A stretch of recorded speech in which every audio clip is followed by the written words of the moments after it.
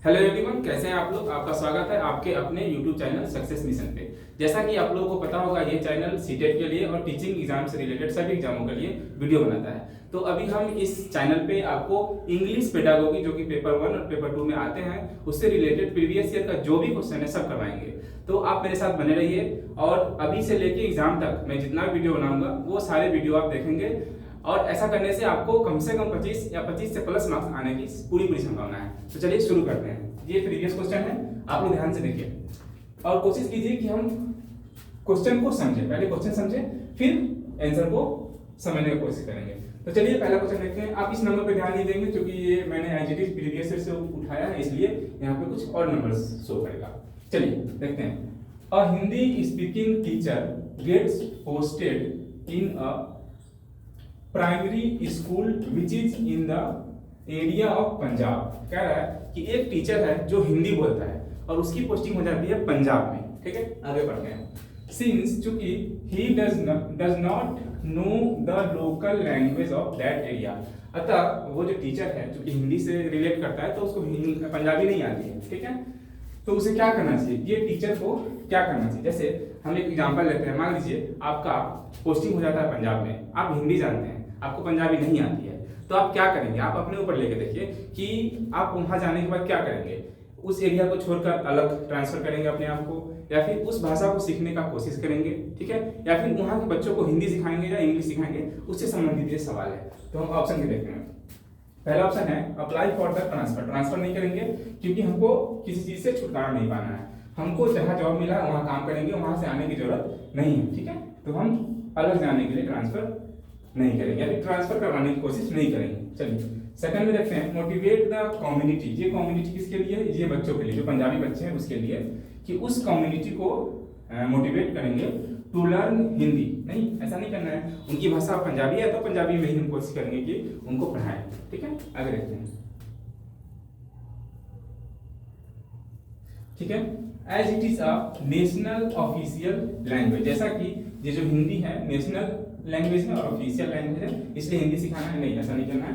बच्चे की मातृभाषा को ज्यादा ध्यान में रखना है, इसलिए उनकी मातृभाषा पंजाबी है, इसलिए हम पंजाबी में सिखाएंगे। ठीक, तो ये भी गलत हो गया। थर्ड में देखते हैं। Communicate in English as it is difficult for him to understand their local dialect. ये भी गलत है कि उनको इंग्लिश सिखाने लग जाएंगे और उनकी मातृभाषा को छोड़ देंगे या फिर उनके लोकल भाषा को छोड़ देंगे, तो ये भी गलत है, नहीं चलेगा। अब देखिए लास्ट है। Use the child's language. हम बच्चों की भाषा को यूज करेंगे, ठीक है, as a resource in start teaching. देखिए बच्चों की भाषा को हम यूज करेंगे, मतलब वो पंजाबी जानते हैं तो पंजाबी में ही पढ़ाना शुरू करेंगे। भले ही हमको दिक्कत होगा लेकिन धीरे धीरे हम कोशिश करेंगे कि उस पंजाबी भाषा को सीख जाए और बच्चों को उसी भाषा में पढ़ाना शुरू करेंगे और उस भाषा को रिसोर्स की तरह यूज करेंगे। ठीक है, चलिए तो हमारी जहां भी पोस्टिंग होगी हम वहां के भाषा में ही बच्चों को पढ़ाएंगे। बेसिकली ये है इस क्वेश्चन का मतलब। ठीक है, so the answer 4 is right. Okay, next question. चलिए नेक्स्ट क्वेश्चन का पहले आप लोग क्वेश्चन समझिए, बाद में इसका आंसर देखेंगे। While designing a working activity. एक टीचर है जिनको वर्किंग एक्टिविटी डिजाइन करना है, किस चीज के लिए, फॉर अ लैंग्वेज क्लास, एक लैंग्वेज की क्लास है उसके लिए। A teacher should most importantly focus on. एक टीचर को सबसे ज्यादा, मोस्ट इंपॉर्टेंटली सबसे ज्यादा किस चीज पे ध्यान देना चाहिए, किस चीज के लिए, उसको एक एक्टिविटी तैयार करना। चलिए देखते हैं। Choosing a topic from their surrounding, इसको रखते हैं। इसमें कह रहा है कि बच्चों के सराउंडिंग से ही कोई टॉपिक चूज करना है आपको। ठीक है, नेक्स्ट ऑप्शन है giving clear instruction for the task. देखिए कभी भी क्लियर इंस्ट्रक्शन आए सवाल में, ऑप्शन में, तो इसको हम गलत कर लेंगे क्योंकि ये नेगेटिव टैग वर्ड है। ठीक है, इसको हम नेगेटिव टैग वर्ड समझेंगे क्योंकि क्लियर इंस्ट्रक्शन देना अच्छी बात नहीं है बच्चों को खास करके। चलिए, providing all the necessary vocabulary required for the task, ये भी गलत है।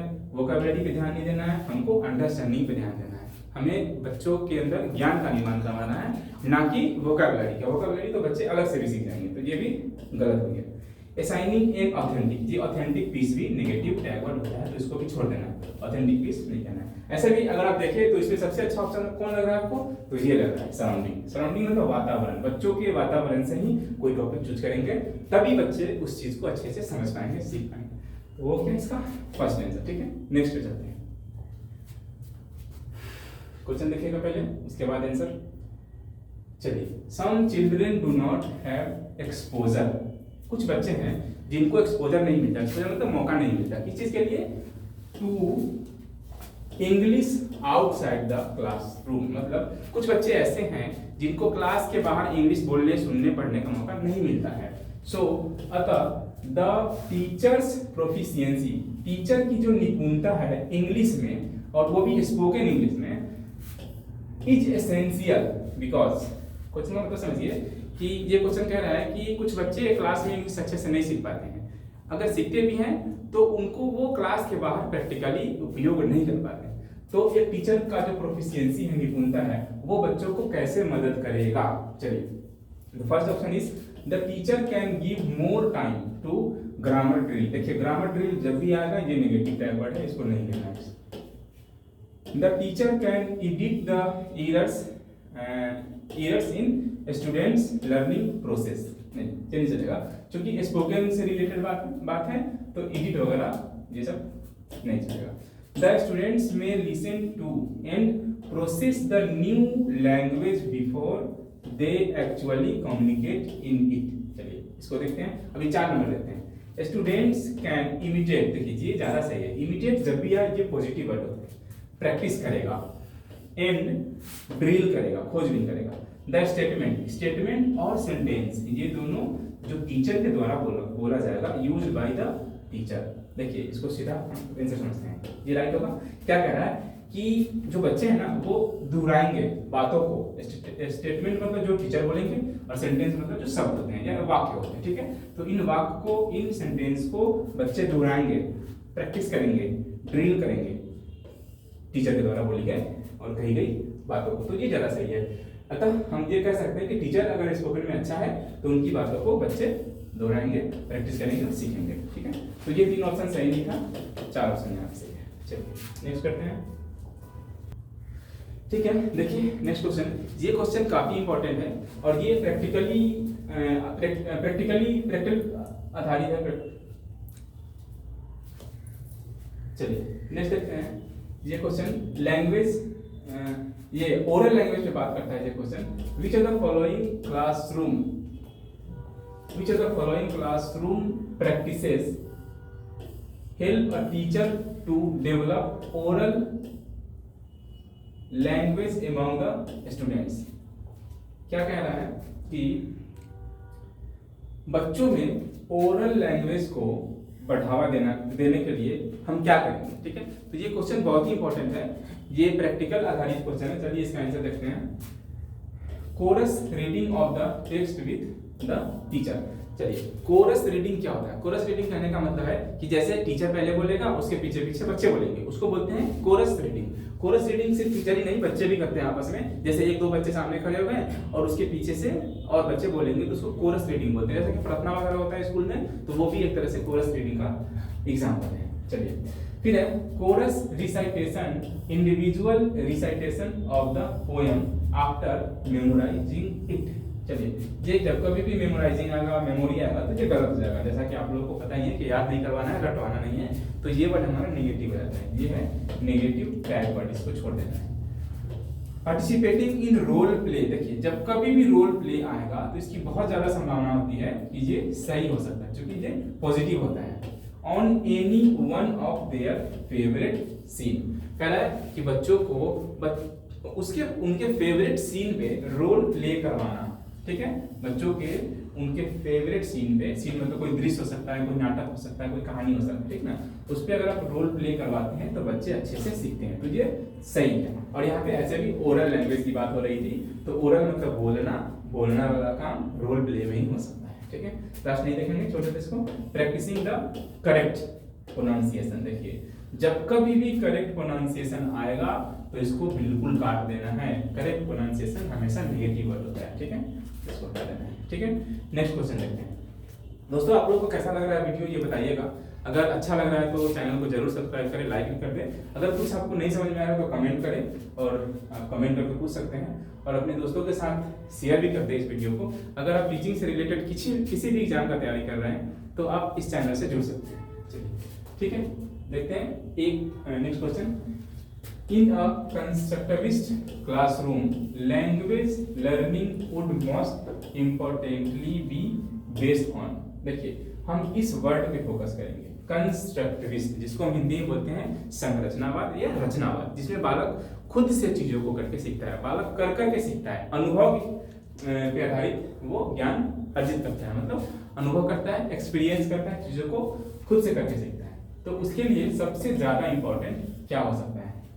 तो first option is group discussion and peer interaction, आपस में बातचीत करना और दोस्तों से वाद विवाद और संवाद करना। पीयर मतलब होता है दोस्त, साथी, क्लासमेट, इसको समझ सकते हैं। ये क्या होता है? Classmate, okay. चलिए, minute observation and record of each child's handwriting development, ये गलत है। इस क्वेश्चन पे ये सेट ही नहीं हो रहा है, तो ये चाइल्ड की हैंडराइटिंग पे फोकस नहीं करना है, और ऐसे भी हैंडराइटिंग पे हमें कभी भी फोकस नहीं करना है। हैंडराइटिंग अच्छी हो ये जरूरी नहीं है, बच्चे समझ सके चीज़ों को, वो आसानी से अपने उनका कंसेप्ट बन सके चीज़ों को लेकर, वो सही है, ना कि उसका हैंडराइटिंग अच्छा होता है। हैंडराइटिंग खराब भी है और बच्चा पढ़ने में अच्छा है, समझदारी लेवल उसकी अच्छी है, वो सब चीज़ों को अच्छे से समझ पाता है, फिर भी ठीक है, हैंडराइटिंग ठीक चलेगा, कोई दिक्कत नहीं। थर्ड में correction of spelling error and making sure that they are not repeated. देखिए ये गलत बात है, कह रहा है कि जो बच्चे स्पेलिंग को गलत करते हैं उनको टीचर के द्वारा सही कर दिया जाना चाहिए। यहाँ तक तो सही है, लेकिन ये बता रहा है कि मेकिंग श्योर, ये श्योर करे कि दोबारा उस चीज को गलती ना करे बच्चा। ये गलत है ना, अगर बच्चे को ऐसे हम डरा डरा के पढ़ाएंगे कि जो गलती हो गया दोबारा नहीं होना चाहिए गलती, तो बच्चे डर जाएंगे, उनका पढ़ाई से इंटरेस्ट हट जाएगा। इसलिए रिपीट ना हो गलती, जिस बात पे फोकस नहीं करना है। तो ये बहुत ज्यादा नेगेटिव सेंटेंस है, तो इसको हम लोग आंसर में नहीं लेंगे। Carefully completing the language syllabus, ये भी गलत है।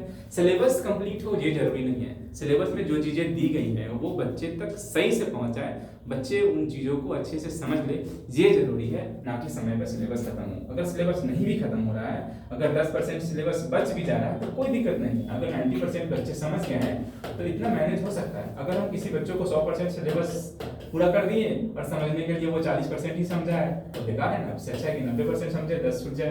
तो सिलेबस कंप्लीट करने पे कभी फोकस नहीं करना है, सिलेबस को समझाने पे फोकस करना है। ठीक है, नेक्स्ट देखते हैं।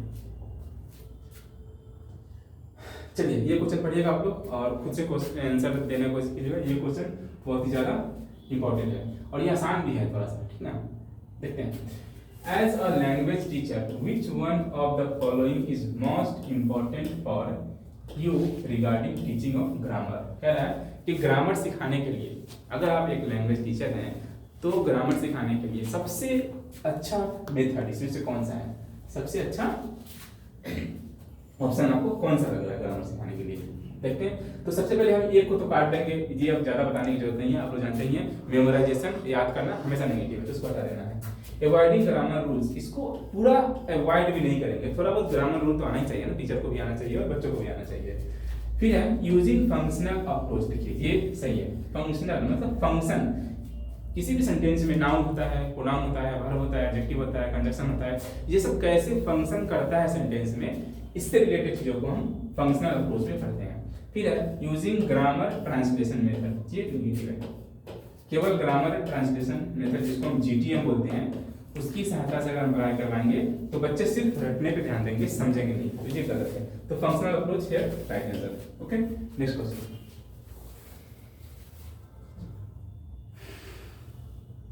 देखिएगा, इसको पढ़ने का कोशिश कीजिएगा। चलिए पढ़ते हैं आपके साथ।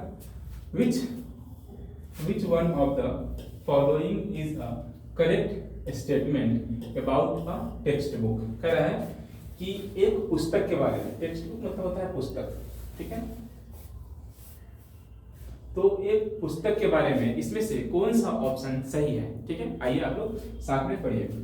It is planning of educational activities for the session. कह रहा है कि जो स्कूल में एजुकेशनल एक्टिविटी करवानी होती है उसका प्लानिंग होता है बुक में, तो ऐसा तो नहीं है, बुक में प्लानिंग तो नहीं होता है। चलिए, a text book is the final thing for the teacher, कह रहा है कि एक टीचर के लिए सब कुछ एक बुक ही है, एक पुस्तक ही है, जो कि सही नहीं है। टीचर के पास अपना अनुभव होता है, अपना एक्सपीरियंस होता है, उसके आधार पर भी पढ़ाता है टीचर। टीचर के पास एक्स्ट्रा करिकुलर एक्टिविटी कराने के लिए पुस्तक नहीं होती है, वो कुछ और होते हैं जिन्हें हम टीएलएम कहते हैं। टीएलएम का भी इस्तेमाल बहुत ज़्यादा कक्ष में होती है। फिर मैगजीन वगैरह का इस्तेमाल होता है, कुछ एक्स्ट्रा बुक होता है जो सिलेबस से बाहर का होता है, वो सब चीज़ें भी टीचर इस्तेमाल करता है। तो टीचर के लिए फाइनल थिंग नहीं है बुक, तो ये गलत हो गया। इट हेल्प्स, ये किसके लिए? बुक के लिए, ठीक है ना, ये इट है टेक्स्ट बुक के लिए, टेक्स्ट बुक के लिए, ठीक है, ये है टेक्स्ट बुक के लिए। चलिए, तो इट हेल्प्स मतलब बुक हेल्प करता है to achieve the objective laid down in the curriculum, ये सही है। जो उद्देश्य है, ऑब्जेक्टिव मतलब होता है उद्देश्य, उद्देश्य, जो उद्देश्य निर्धारित किया गया है, लेड डाउन मतलब निर्धारित करना नहीं। तो करिकुलम के द्वारा जो भी उद्देश्य निर्धारित किया गया है उसको हम टेक्स्ट बुक के माध्यम से पूरा करते हैं। मतलब जो भी सिलेबस में हमको पढ़ना है वो बुक के माध्यम से हमको पढ़ने को मिलता है। जी है, तो इसमें टीचर क्या करता है? बुक का इस्तेमाल करके सिलेबस की चीजों को पढ़ाता है। इसका मतलब ये नहीं है कि बुक ही सब कुछ है, बुक से ही सब कुछ होगा, नहीं। बुक के अलावा भी बहुत कुछ है जो टीचर करते हैं और बच्चों से करवाते हैं, ठीक है। फोर्थ ऑप्शन देखने की जरूरत नहीं है, फिर देख लेते हैं। The text book are the only, कि देखिए कितना गलत बात है कि टेक्स्ट बुक जो है वो ओनली सोर्स है पढ़ने का, नहीं। टेक्स्ट बुक है ही, वो हेल्प करता है पढ़ाई लिखाई में, लेकिन केवल टेक्स्ट बुक ही पढ़ाई लिखाई में हेल्प करता है ऐसा नहीं है। टेक्स्ट बुक के अलावा बहुत सारे एक्स्ट्रा करिकुलर एक्टिविटी होते हैं जो पढ़ाई लिखाई में काम आते हैं बच्चों को और टीचर के लिए। चलिए नेक्स्ट क्वेश्चन देखते हैं। The purpose of diagnostic test in language learning is to, देखिए डायग्नोस्टिक का मतलब क्या होता है? जैसे आप डॉक्टर के पास जाते हैं, सपोज कीजिए, तो डॉक्टर आपको जाते मात्र आपका इलाज शुरू नहीं करता है, पहले आपके बारे में पता लगाता है, आपके अंदर कौन सी बीमारी है उसकी पता लगाई जाती है, उसके बाद बीमारी का पता चलता है तो इलाज शुरू होता है। जैसे डायग्नोस्टिक टेस्ट में क्या होता है? एक्सरे हो सकता है, ब्लड टेस्ट हो सकता है, और भी कुछ चीजें हैं जो होती है। उसी प्रकार से बच्चे भी हमारे लिए क्या है? एक तरह से पेशेंट की तरह है। हम उनको पढ़ाते हैं और वो जो भी गलतियां करते हैं उनको सुधारते हैं। तो गलती कैसे सुधारना है, इसके लिए पहले ये तो पता चले कि उसके अंदर क्या गलती है, क्या कमी है। तो बच्चों के अंदर जो कमी है उसको पता लगाने के लिए हम डायग्नोस्टिक टेस्ट करते हैं, ठीक है। और जब डायग्नोस्टिक टेस्ट हो जाता है, हमें ये पता चल जाता है कि बच्चे के अंदर क्या कमी है, क्या गड़बड़ी है, तो उसको सुधार के लिए हम रेमेडियल टीचिंग देते हैं, ठीक है। तो सब पहले आएगा डायग्नोस्टिक टेस्ट, उसके बाद रेमेडियल टीचिंग आएगा। तो देखते हैं इसमें इसका क्या आंसर होना चाहिए। Give feedback to the parents in the PTMs, नहीं कह रहा है कि डायग्नोस्टिक टेस्ट कर लेंगे और जो पीटीएम जो पेरेंट टीचर मीटिंग होती है उस समय पेरेंट को बता देंगे कि आपके बच्चे में क्या क्या कमी है। तो पेरेंट को बताने की क्या जरूरत है? आप जब खुद समझ गए, आप टीचर हैं कि खुद समझ गए बच्चों में क्या कमी है, तो खुद से आप उसका निदान कर लीजिए, बच्चों के अंदर जो कमी है उसको दूर कीजिए, ठीक है। तो पेरेंट्स से इसकी बातचीत नहीं करनी है। Fill the progress report of students, नहीं, प्रोग्रेस रिपोर्ट को फिल करने के लिए नहीं करते हैं, हमें बच्चों में सुधार लाना है, ठीक है। Plan and prepare question paper for summative assessment, बिल्कुल नहीं, तो एकदम अलग है, ठीक है। Know the gaps in learners understanding, ये सही है कि बच्चे में क्या कमी है। गैप मतलब है कमी, नहीं, गैप मतलब है कमी, बच्चों में क्या कमी है, इस चीज को जानने के लिए हम डायग्नोस्टिक टेस्ट करते हैं, ठीक है। ये डायग्नोस्टिक टेस्ट, आई थिंक ये समझ में आया होगा आपको। चलिए नेक्स्ट देखते हैं। अगर आपको अच्छा लग रहा है वीडियो तो प्लीज सब्सक्राइब कर लीजिए चैनल को और लाइक भी कर दीजिए, और ठीक है, तो सब्सक्राइब कर लीजिएगा, लाइक कर लीजिएगा और दोस्तों में शेयर जरूर कर दीजिएगा। चलिए नेक्स्ट क्वेश्चन देखते हैं। The purpose of continuous comprehensive evaluation, जिसको हम शॉर्ट में CCE बोलते हैं, कंटिन्यूअस एंड कॉम्प्रिहेंसिव इवैल्यूएशन। इसका मतलब क्या होता है? कंटिन्यूअस मतलब होता है लगातार, और कॉम्प्रिहेंसिव मतलब होता है हर पक्ष का। जैसे कोई स्टूडेंट है तो वो पढ़ने में भी अच्छा है और खेल में भी अच्छा है, वो स्पोर्ट में भी अच्छा है। तो केवल पढ़ाई से रिलेटेड चीजों पे ध्यान नहीं देंगे, उसके खेल कूद पे, सिंगिंग पे, डांसिंग पे, ड्राइंग पे भी ध्यान देंगे। तो वो सब चीज जो पढ़ाई लिखाई के अलावा आती है उसको हम कॉम्प्रिहेंसिव बोलते हैं, जिसको हम एक्स्ट्रा करिकुलर एक्टिविटी बोलते हैं, ठीक है। तो इन CCE का इस्तेमाल क्यों करते हैं?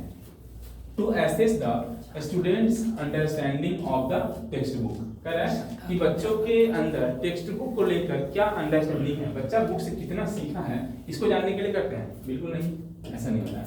To assess their learners gap, ये अभी पिछले क्वेश्चन में हम लोग पढ़े हैं कि डायग्नोस्टिक टेस्ट का इस्तेमाल बच्चों के अंदर जो गैप्स है उसको पता लगाने के लिए करते हैं, तो ये तो नहीं होता। To give regular test that is weekly test, देखिए ये सही है। CCE का मतलब ये होता है कंटिन्यूअस एंड कॉम्प्रिहेंसिव इवैल्यूएशन, बच्चों की लगातार जांच होनी चाहिए। अच्छा आप खुद बताइए, अगर किसी बच्चे की साल में एक बार जांच होगी और उसके अंदर जो कमी निकल कर आएगी उसको हम सुधार नहीं पाएंगे, इसलिए बच्चों का जांच रोज या वीकली या 10 दिन, 15 दिन, मंथली भी होना चाहिए, ठीक है। तो रेगुलरली होना चाहिए टेस्ट, और वीकली भी कर सकते हैं, तो ये सही है, ठीक है। To assess the level of competencies achieved by the children, नहीं ये सही नहीं है कि बच्चा कितना अचीव कर लिया है, उसका लेवल क्या है, ये सब चीज नहीं चेक करना है, ठीक है। हमें बच्चों के अंदर सुधार लाना है, चेक नहीं करना है, ठीक है। आगे चलते हैं, चलिए नेक्स्ट क्वेश्चन है, आप देखिएगा इसको।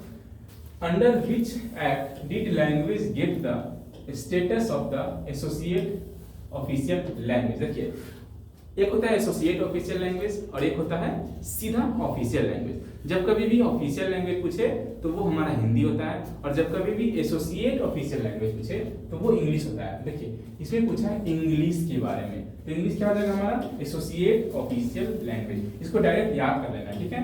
English is associate official language and Hindi is only official language. Hindi में एसोसिएट नहीं लगता है, इंग्लिश में लगता है। क्योंकि यहाँ इंग्लिश पूछा है इसलिए एसोसिएट वाला सही होगा। अगर यहाँ हिंदी रहता तो ऑफ कोर्स ऑप्शन ए सही होता, ठीक है। आप लोग उसको याद कर लेंगे, इसके लिए कोई ट्रिक नहीं है।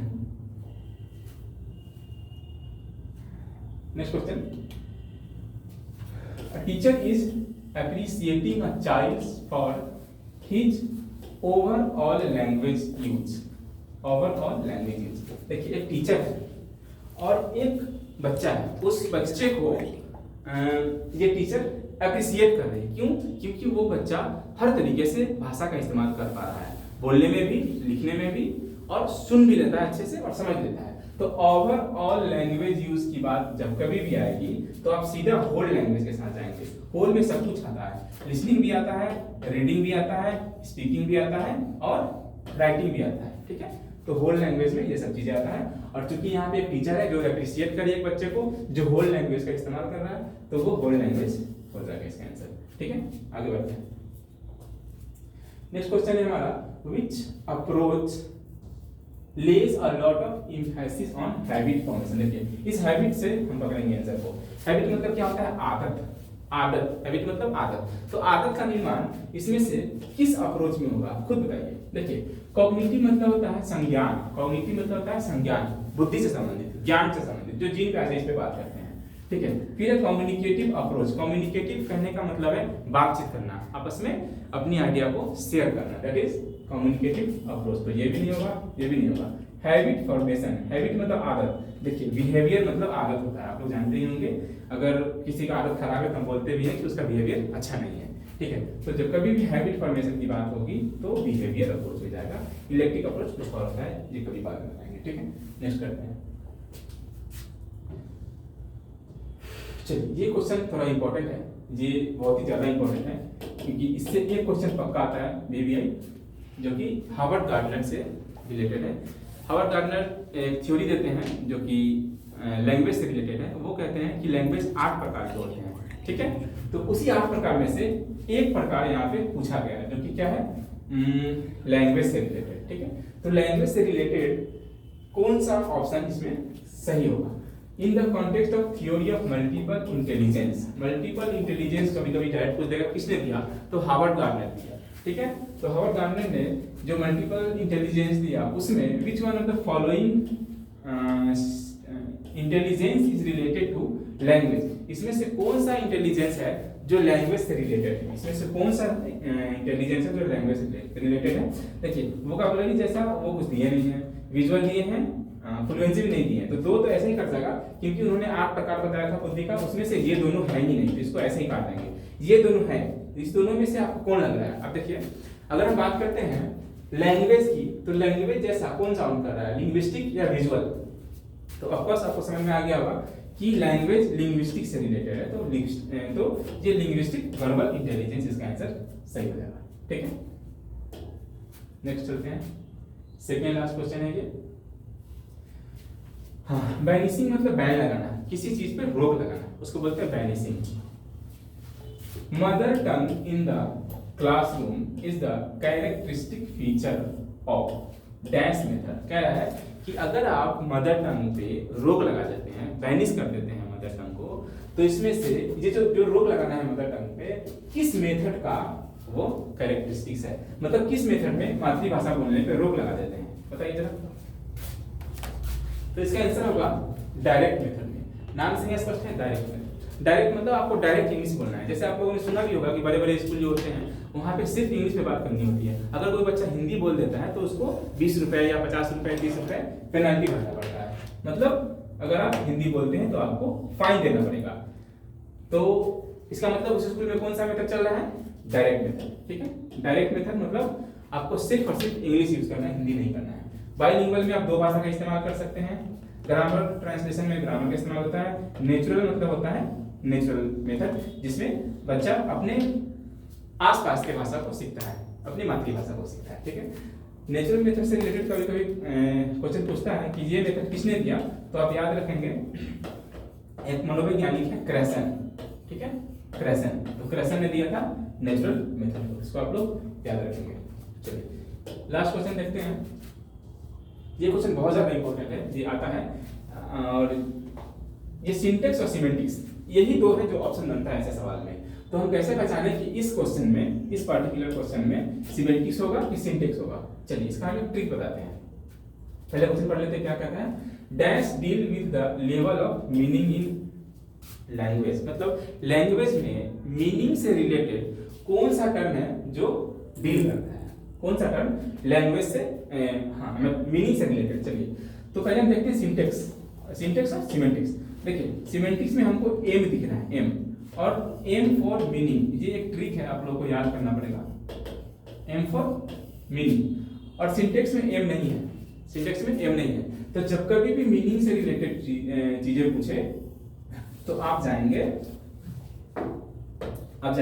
सिमेंटिक्स के साथ। जब कभी भी मीनिंग से रिलेटेड चीज पूछे तो आप जाएंगे सिमेंटिक्स के साथ। लेकिन सिंटेक्स कब देंगे, ये भी तो सवाल उठ सकता है मन में। तो चलिए सिंटेक्स कब होगा आंसर, ये हम आपको बताते हैं। जैसे यहाँ पे मीनिंग था ना, अगर ये मीनिंग के जगह पे रूल आ जाता, इस मीनिंग के जगह पे स्ट्रक्चर आ जाता, इस मीनिंग के जगह पे फॉर्म आ जाता, इस मीनिंग के जगह पे फ्रेज आ जाता, ठीक है, फ्रेज आ जाता, या फिर इस मीनिंग के जगह पर क्लॉज आ जाता, तो हम सिमेंटिक्स ना लेकर के सिंटेक्स लेते हैं। कब? जब रूल आए, स्ट्रक्चर आए, फॉर्म आए, फ्रेज आए, क्लोज आए, तो हम स्ट्रक्चर के साथ चलेंगे। ठीक है, मतलब जब कभी भी नियम से रिलेटेड बात हो तो ये सिंटेक्स के साथ चलेंगे, सिंटेक्स के साथ। लेकिन यहाँ पे मीनिंग की बात हो रही थी तो हम सिमेंटिक्स के साथ चलेंगे। ठीक है, so the answer of this question is semantic because it is talking about meaning of language. Okay, so I think you all have understood the questions which I have discussed today in this class. अगर आपको अच्छा लग रहा है हमारा काम, हमारा video, questions, ये सारे के सारे क्वेश्चन प्रीवियस ईयर के ही थे, तो आप इस चैनल को सब्सक्राइब कर लीजिए और वीडियो को जरूर लाइक करें दोस्तों, और अपने दोस्तों के साथ शेयर करें। कोई दिक्कत है कमेंट करें, और अब के बाद जो भी आज के बाद जो भी वीडियो आएंगे इस चैनल पे आप उसको रेगुलरली देखिए। एग्जाम से पहले तक आप देखिए, एग्जाम के बाद फिर देखा जाएगा। हम टीचिंग से रिलेटेड और भी काम करने वाले हैं, बीपीएससी से हो रिलेटेड, केवीएस, एनपीएस, जो भी सबका क्लास आएगा इस चैनल पे, आप लोग सब्सक्राइब जरूर कर लीजिएगा।